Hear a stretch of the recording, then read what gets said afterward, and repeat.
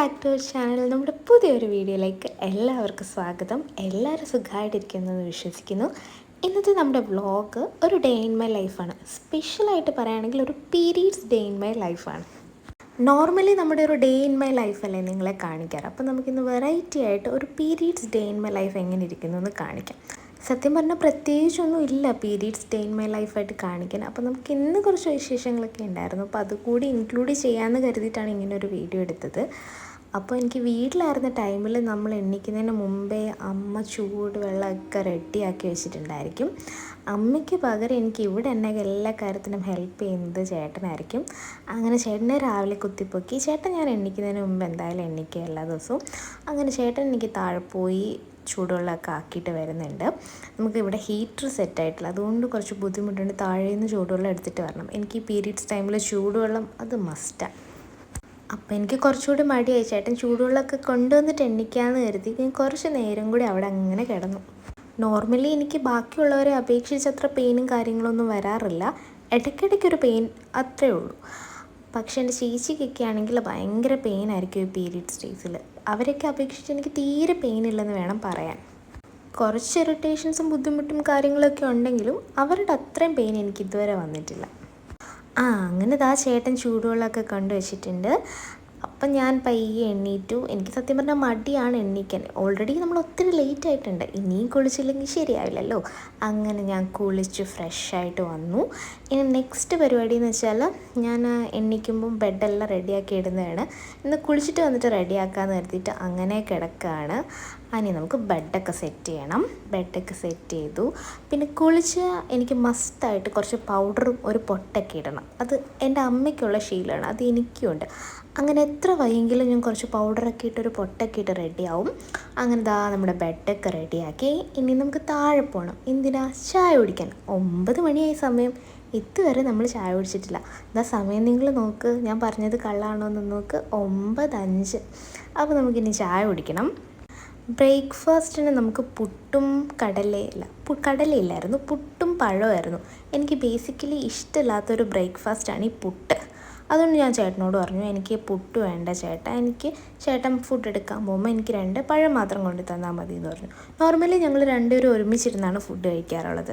അതുകൊണ്ട് ചേട്ടൻ ഞാൻ മേളിൽ കിടക്കുന്നതുകൊണ്ട് എനിക്ക് ഉള്ള പഴവും കൊണ്ടുവന്നു, ചേട്ടനുള്ള പുട്ടും കൊണ്ടുവന്നു. അങ്ങനെ ഞങ്ങൾ ഒരുമിച്ചിരുന്ന് കഴിച്ചു. പീരീഡ്സിൻ്റെ ഫസ്റ്റ് 2 days ആയിരിക്കും എനിക്ക് നല്ലതായിട്ട് ഇറിറ്റേഷൻസ് വരാറ്. അപ്പോൾ ഫസ്റ്റ് ഡേ ആയിരുന്നു ഈ വ്ളോഗ് എടുത്തിട്ട്.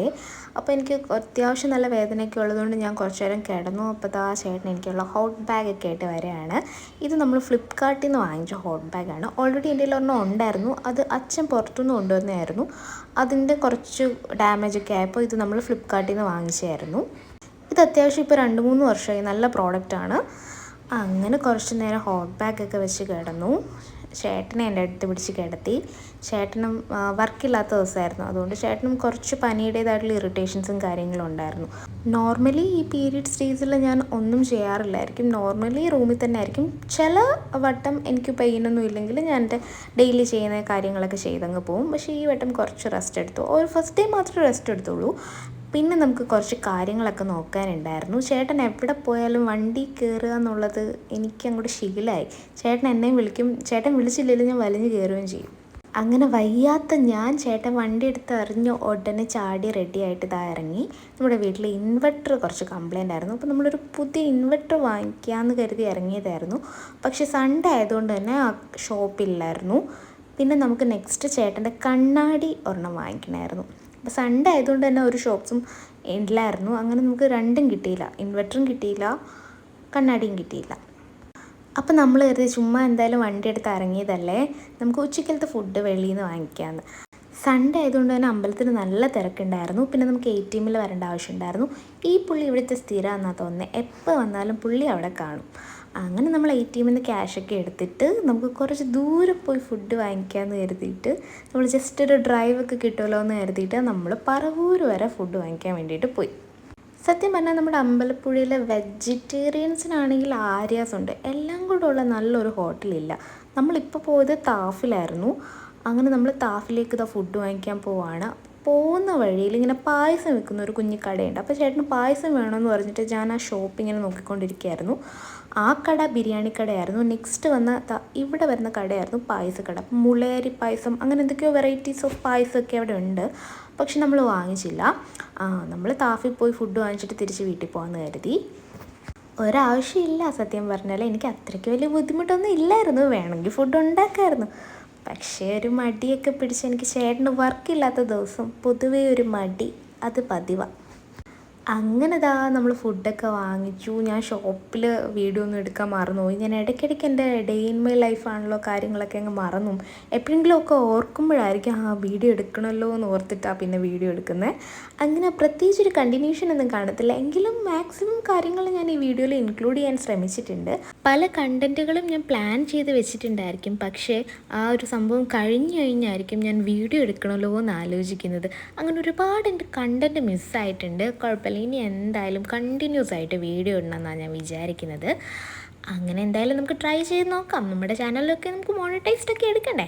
അങ്ങനെ നമ്മൾ ഫുഡൊക്കെ വാങ്ങിച്ച് തിരിച്ച് വീട്ടിൽ വന്നു. ഫുഡ് നമുക്ക് ഇന്ന് ഉച്ചയ്ക്ക് ചപ്പാത്തി ആയിരുന്നു. നമ്മൾ ചപ്പാത്തി വീട്ടിലുണ്ടാക്കി.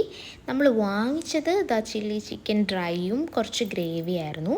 ഇന്ന് നമുക്കൊരു കല്യാണം ഉണ്ടായിരുന്നു. രാവിലെ കല്യാണത്തിന് പോകാനാണ് സത്യം പറഞ്ഞാൽ നമ്മൾ ഇരുന്നത്. കല്യാണം കൊല്ലത്ത് വെച്ചായിരുന്നു, അമ്പലത്തിൽ വെച്ചിട്ടായിരുന്നു. അപ്പോൾ നമുക്ക് പീരിയഡ്സ് ആയതുകൊണ്ട് പോകാൻ പറ്റിയില്ല. അപ്പോൾ നമ്മൾ കരുതി വൈകിട്ടത്തെ റിസപ്ഷന് പോകാമെന്ന്. നമ്മൾ ഗിഫ്റ്റൊക്കെ ഓൾറെഡി തലേദിവസം വാങ്ങിച്ച് വെച്ചിട്ടുണ്ടായിരുന്നു. അപ്പോൾ എന്തായാലും പോകാതിരിക്കുന്ന മോശമല്ലേ. ഇതായിരുന്നു എൻ്റെ ഒരു ഔട്ട്ഫിറ്റ് എന്ന് പറയുന്നത്. ഈ ഡ്രസ്സ് നമ്മൾ ലോക്കാട്ടിലെ തന്നെയാണ്. പ്രീമിയം ആയിട്ടുള്ള ഒരു 3 പീസ് സെറ്റായിരുന്നു. ട്രെൻഡിങ് ആയിക്കൊണ്ടിരിക്കുന്ന ഒരു 3 പീസ് സെറ്റ്. നമ്മൾ ഗിവ് കൊടുത്തതും ഈ സെയിം പ്രോഡക്റ്റ് തന്നെയായിരുന്നു. അങ്ങനെ നമ്മൾ വേഗം റെഡിയായിട്ട് ഇറങ്ങി. ഇതിൻ്റെ ഇടയ്ക്ക് കുറച്ച് റെസ്റ്റും കാര്യങ്ങളൊക്കെ എടുത്തിരുന്നു. ഒരു ചായ കുടിച്ചിരുന്നു. അതൊന്നും എടുക്കാൻ മറന്നുപോയി. നേരത്തെ പറഞ്ഞ ആ മറവി അതെന്തായാലും എനിക്ക് വരുന്നുണ്ട്. അങ്ങനെ കാറിലിരുന്ന് കുറച്ച് വീഡിയോ ഒക്കെ എടുത്തപ്പോഴാണ് കണ്ണിൻ്റെ അടിയിലൊക്കെ കുറച്ച് പൊട്ടിയിരിക്കുന്നത് കണ്ട്. അങ്ങനെ നമ്മൾ നമ്മുടെ താരത്തിൻ്റെ വീട്ടിലെത്തി. ആളുടെ എക്സ്പ്രഷനാണ് ഇതൊക്കെ. ആൾ നല്ല രീതിയിൽ എക്സ്പ്രഷൻ വാരിക്കോരി ഇടുന്നുണ്ട്. പുള്ളിക്കാരി നമ്മളെ കണ്ടപ്പോൾ ഭയങ്കര സന്തോഷമൊക്കെ ആയിരുന്നു കുഞ്ഞിപ്പെണ്ണിന്. അത് കുഞ്ഞിപ്പെണ്ണിൻ്റെ അമ്മ പോസിങ്ങാണ്. ആൾ ചോദിക്കുകയാണ് വ്ളോഗാണോ എന്ന് ചോദിക്കുകയാണ്.